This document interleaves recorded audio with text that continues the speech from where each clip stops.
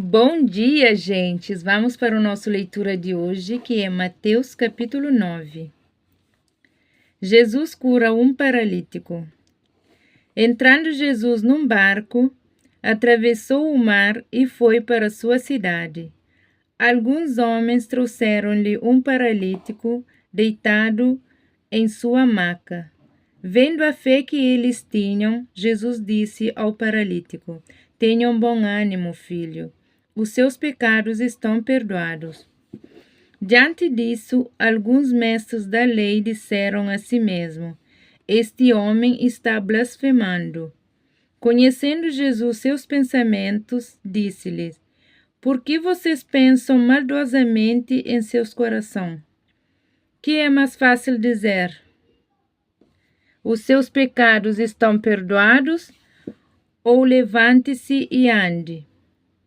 Mas para que vocês saibam que o Filho do Homem tem na terra autoridade para perdoar pecados, disse ao paralítico: Levante-se, pegue a sua maca e vá para casa. Ele se levantou e foi. Vendo isso, a multidão ficou cheia de temor e glorificou a Deus, que dera tal autoridade a homens. O chamado de Mateus. Saindo Jesus, viu um homem chamado Mateus sentado na coletoria e disse-lhe: Siga-me. Mateus levantou-se e o seguiu. Estando Jesus em casa, foram comer com eles e seus discípulos muitos publicanos e pecadores. Vendo isso, os fariseus perguntaram aos discípulos dele: Por que o mestre de vocês come com publicanos e pecadores? Ouvindo isso, Jesus disse: Não são os que têm saúde que precisam de médico, mas sim os doentes. Vão aprender o que significa isto. Desejo misericórdia, não sacrifício, pois eu não vim chamar justo, mas pecadores. Jesus é interrogado acerca de jejum. Então os discípulos de João vieram perguntar-lhe: Por que nós e os fariseus jejuamos, mas os teus discípulos não? Jesus respondeu: Não podem os convidados do noivo ficar de luto enquanto o noivo está com eles. Virão dias quando o noivo lhes será tirado, então jejuarão. Ninguém põe remendo de pano novo em roupa velha, pois o remendo forçará a roupa, tornando pior o rasgo. Nem se põe vinho novo em vasilha de couro velha. Se o fizer, a vasilha arrebentará, o vinho se derramará e a vasilha se estragará. Ao contrário, põe-se o vinho novo em vasilha de couro nova, e ambos se conservam. O poder de Jesus sobre a doença e a morte. Falava ele ainda quando um dos dirigentes da sinagoga chegou, ajoelhou-se diante dele e disse: Minha filha acaba de morrer, vem e impõe a mão sobre ela e ela viverá. Jesus levantou-se e foi com ele, e também os seus discípulos. Nisso, uma mulher que havia 12 anos vinham sofrendo de hemorragia, chegou por trás dele e tocou na borda do seu manto, pois dizia a si mesma: Se eu tão somente tocar em seu manto, ficarei curada. Voltando-se, Jesus a viu e disse: Ânimo, filha, a sua fé a curou. E desde aquele instante a mulher ficou curada. Quando ele chegou à casa do dirigente da sinagoga e viu os flautistas e a multidão agitada, disse: Saiam, a menina não está morta, mas dorme. Todos começaram a rir dele. Depois que a multidão se afastou, Ele entrou e tomou a menina pela mão, e ela se levantou. A notícia deste acontecimento espalhou-se por toda aquela região.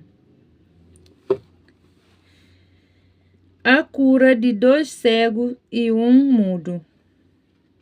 Saindo Jesus dali, 2 cegos os seguiram, clamando: Filho de Davi, tem misericórdia de nós.